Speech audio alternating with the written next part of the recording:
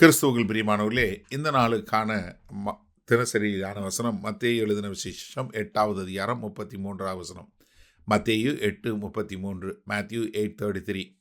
அவைகளை மேய்த்தவர்கள் ஓடி பட்டணத்தில் சென்று இந்த சங்கதிகள் எல்லாவற்றையும் பிசாசு பிடித்திருந்தவர்களுக்கு சம்பவித்தவைகளையும் அறிவித்தார்கள். இது ஒரு இயற்கையாக நடக்கக்கூடியது. எப்படி? ஒன்று மேய்த்தவனுக்கு கணக்கு கொடுக்கணும், பண்ணிக்கு கணக்கு கொடுக்கணும். அதை காட்டிலும் இன்னொரு காரியம் என்ன? பிசாசு பிடிச்சவன் இங்கே தெளிந்த சிந்தையோடு அங்கே உட்காந்துருக்கிறான். இந்த பிசாசுகள்லாம் அந்த பன்னிக்குள்ளே போக பெர்மிஷன் கேட்குது. பெர்மிஷன் கொடுத்தவொடனே ஓடி போய் அந்த பன்னிகளை பூரா கொண்டு போய் உயர்ந்த மேட்டிலேருந்து கடலில் குதித்து செத்து போன உடனே இவங்களால் என்ன பண்ண முடியல? இவர்கள் ஆச்சரியம் எப்படி இந்த பிசாசு பிடிச்சவனை விடுதலை பண்ணார். அதே சமயத்தில் எப்படி இந்த பன்றிகள் எல்லாம் போய் தங்களை மாய்த்து கொண்டன?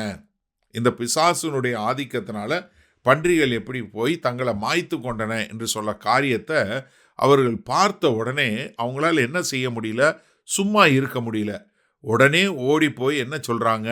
அவர்கள் சம்பவித்ததெல்லாம் பட்டணத்தில் போய் எல்லார்ட்டையும் சொல்கிறாங்க.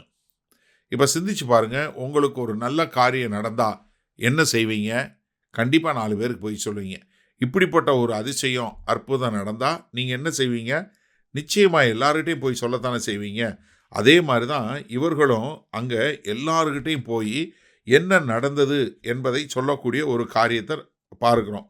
இப்போ இதே இந்த பிசாசு பிடிச்சவன் என்ன செஞ்சான் அப்படிங்கிறத பார்த்தீங்கன்னா, இந்த பிசாசு பிடிச்சவன் உடனே ஆண்டவர்கிட்ட கேட்குறான். நீங்கள் இதனுடைய ஒத்த பகுதி மார்க் 5வது அதிகாரம் 18வது வசனத்தில்.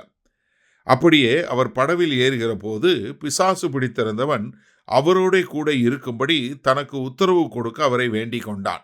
என்ன? ஆண்டவரே, நீங்கள் போகிறீங்க, நானும் உங்கள் கூட வர்றேன் அப்படின்னு சொல்லி கேட்குறான்.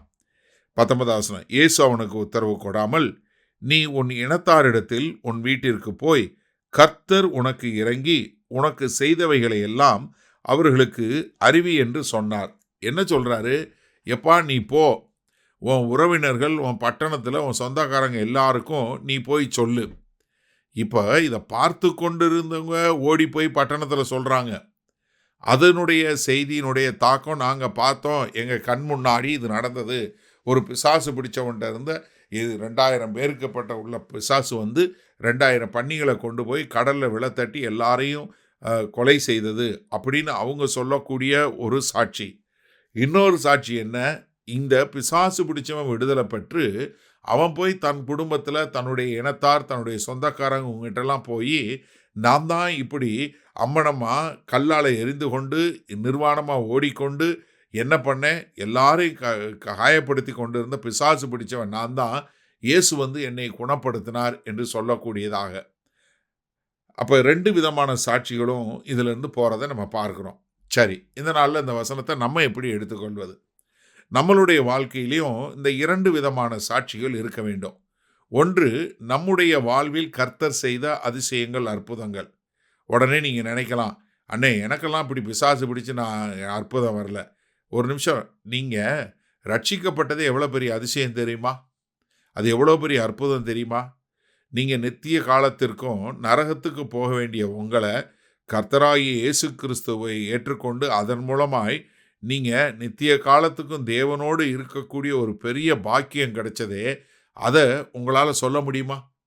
கர்த்தராகிய இயேசு கிறிஸ்து வருவதற்கு முன்பாக ஒரு நம்பிக்கையற்றவர்களாய், கர்த்தராகிய இயேசு கிறிஸ்து வருவதற்கு முன்பாக எந்த ஒரு நம்பிக்கையும் இல்லாதவங்களாய் இருந்த உங்களை ஒரு பூரண நம்பிக்கையில் மாற்றி ஒரு நரகத்துக்கு சென்று கொண்டிருந்த உங்களை நான் இப்போ உங்களை பரலோகத்திற்கு எடுத்து சொல்லக்கூடிய அந்த ஒரு பாக்கியத்தை பற்றி நீங்கள் சொல்கிறீங்களா?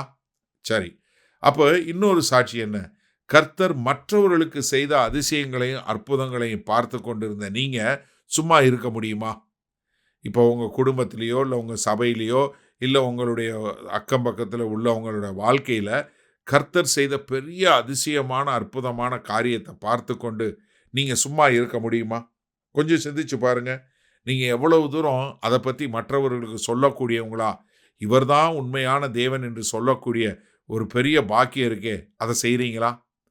அப்போ நம்ம கிறிஸ்தவாய் ரட்சிக்கப்பட்டவர்கள் ஒவ்வொருத்தருடைய வாழ்க்கையிலையும் இந்த 2 விதமான சாட்சிகள், தன்னை குறித்த ஒரு சுய சாட்சி, தன் கண்களுக்கு முன்பாக கர்த்தர் செய்த காரியங்களை, கர்த்தர் மற்றவர்களுக்கு செய்த அதிசயங்களை, அற்புதங்களையும் பார்த்தத சொல்லக்கூடிய மக்களாக இருக்கும்போது தான் அது தேவனுடைய ராஜ்யத்துக்கு உகந்ததா இருக்கிறது.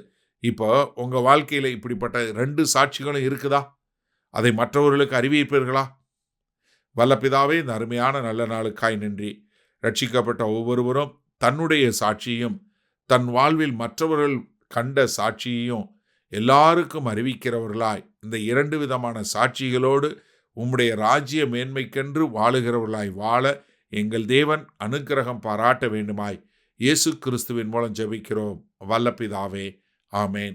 கர்த்தர் உங்களை ஆசீர்வதிப்பாராக. நாம் இன்று மாலை மன்னால சந்திப்போம்.